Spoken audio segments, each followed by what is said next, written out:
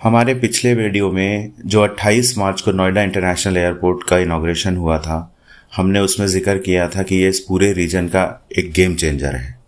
वो game changer क्यों है, वो जानने के लिए आप हमारा पिछला वीडियो देख सकते हैं। आज हम आपको ये बताना चाहेंगे कि हमने ऐसा क्यों कहा था और जो यमुना एक्सप्रेसवे है वो गेम चेंजर कैसे साबित होगा। तो थोड़े से फैक्ट्स मैं आपको बताना चाहूँगा यमुना एक्सप्रेसवे के बारे में। नोएडा जो है, नोएडा की टोटल लैंड तकरीबन 20,316 हेक्टेयर है, जिसमें कि तकरीबन 25 लाख की पॉपुलेशन रहती है। यमुना एक्सप्रेसवे, आपको ये जानकर हैरानी होगी कि ये 50,000 हेक्टेयर में बसाया जा रहा है और यहाँ जो एक्सपेक्टेड पॉपुलेशन है वो तकरीबन 35 लाख लोगों की रहेगी। यमुना एक्सप्रेसवे आपने देखा होगा, जो कंक्रीट पेव्ड सड़क है, 165.5 किलोमीटर के करीब इसकी लेंथ है। ये 6 लेन का एक्सप्रेसवे है जो कि 8 लेन तक एक्सटेंड भी किया जा सकता है। हर लेन की विड्थ जो है वो 3.75 मीटर्स है।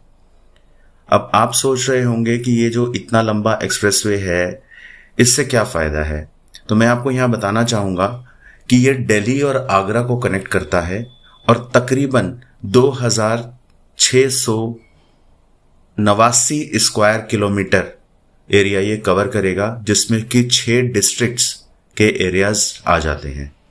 ये 2 फेज में डेवलप हो रहा है। फेज 1 में 584 स्क्वायर किलोमीटर एरिया कवर किया जा रहा है, जिसमें 2 डिस्ट्रिक्ट आ रहे हैं, एक गौतम बुद्ध नगर और दूसरा बुलंदशहर।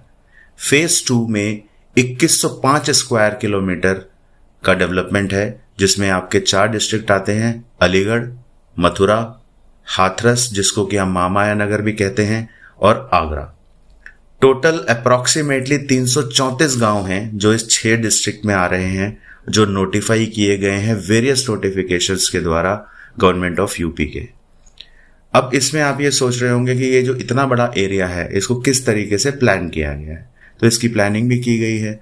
इसकी प्लानिंग इस हिसाब से की गई है कि जो रेजिडेंशियल एरिया है वो तकरीबन 19.5% एरिया में रहेगा, कमर्शियल 5.4% एरिया में रहेगा, इंडस्ट्रीज जो आएंगी वो तकरीबन 20% एरिया में आएंगी, इंस्टीट्यूट्स आएंगे, कॉलेजेस आएंगे, यूनिवर्सिटीज आएंगी, वो तकरीबन 7.5% एरिया में रहेंगी। 21.9% एरिया को ग्रीन छोड़ा गया है और ट्रांसपोर्टेशन के लिए तकरीबन 15% एरिया को यूज किया जा रहा है, मिक्स्ड यूज के लिए 5.8% और SDZ यानी कि स्पेशल डेवलपमेंट जोन के लिए 4.9% एरिया रखा गया है। ये टोटल एरिया तकरीबन 24,000 हेक्टेयर का बैठेगा।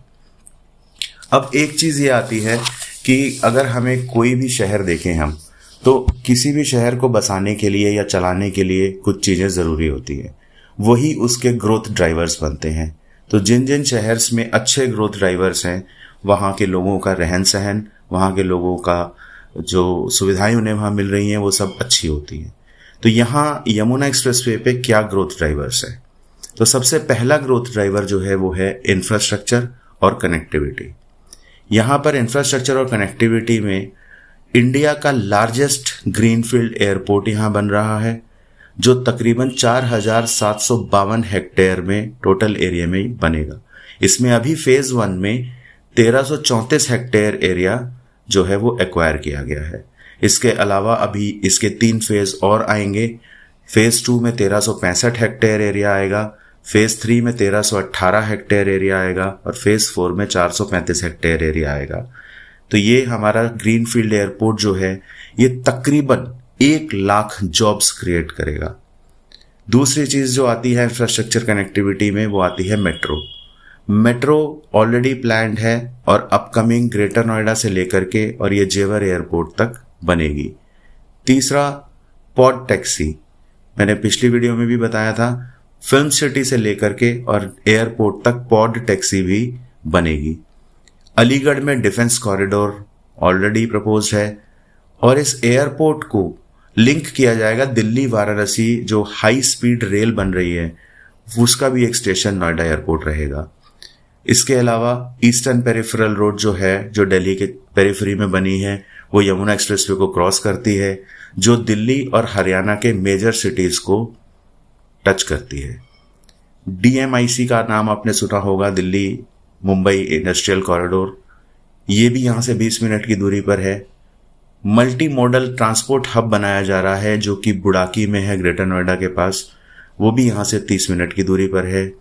और जो DMRC है, जो दिल्ली मेट्रो रेल कॉरपोरेशन है, इन्होंने भी एक 72 किलोमीटर का रूट प्रपोज किया है जो दिल्ली के इंदिरा गांधी इंटरनेशनल एयरपोर्ट को नोएडा के इंटरनेशनल एयरपोर्ट से जोड़ेगा। तो ये बात थी इंफ्रा और कनेक्टिविटी की। दूसरा हम बात करते हैं कि और क्या ग्रोथ ड्राइवर हो सकता है। तो दूसरा ग्रोथ ड्राइवर होता है इंडस्ट्री। तो यहाँ क्या इंडस्ट्री है, आपको ये जानकर आश्चर्य होगा कि येडा ने 18 सेक्टर्स सिर्फ इंडस्ट्रियल डेवलपमेंट के लिए रोके हैं, रिजर्व किए हैं। सेक्टर 21 में फिल्म सिटी, सेक्टर 24 दिया है लावा, वीवो और पतंजलि के डेवलपमेंट के लिए, सेक्टर 29 में MSME, हैंडीक्राफ्ट और अपैरल पार्क्स आएंगे, सेक्टर 28 में टेक्सटाइल पार्क और मेडिकल डिवाइस पार्क आएगा। अकेला मेडिकल डिवाइस पार्क ही तकरीबन 350 एकड़ का है। सेक्टर 33 में टॉय पार्क आएगा और सेक्टर 28 का कुछ पार्ट और सेक्टर 29 का कुछ पार्ट जो तकरीबन 300 एकड़ का है, उसमें फर्नीचर पार्क आ रहा है।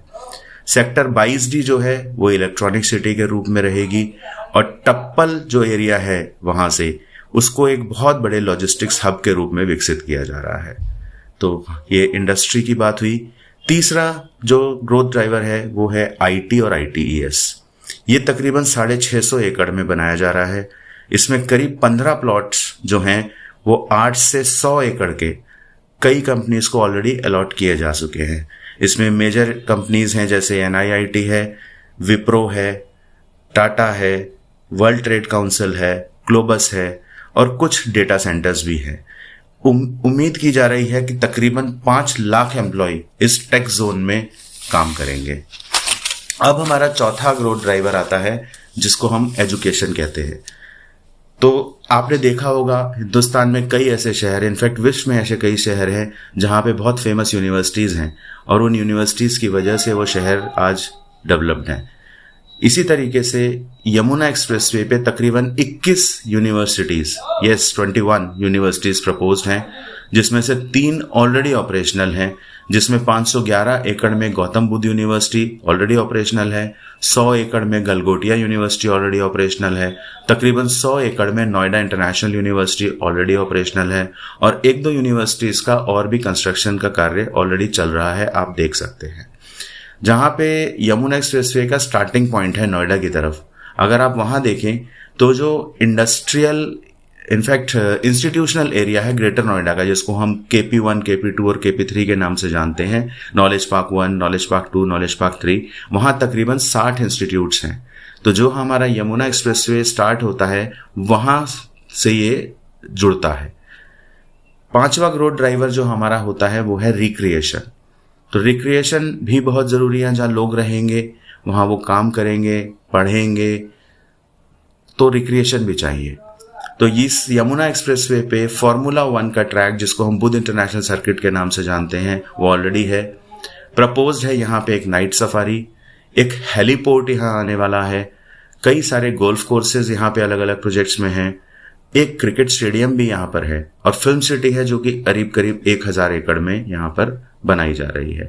इसके अलावा अगर हम वृंदावन, मथुरा, आगरा की तरफ जाते हैं यमुना एक्सप्रेसवे पे, तो वहां यमुना नदी के साथ एक रिवर फ्रंट डेवलप किया जा रहा है जिसको एक हेरिटेज हब की तरह डेवलप किया जाएगा। तो ये जो पॉइंट्स हैं इससे आप समझ सकते हैं कि यमुना एक्सप्रेसवे पे एयरपोर्ट के आने से और इन सारी चीजों के होने से क्यों ये एक गेम चेंजर है रियल एस्टेट मार्केट के लिए। जुड़े रहें हमारे साथ आगे और जानकारी के लिए। धन्यवाद।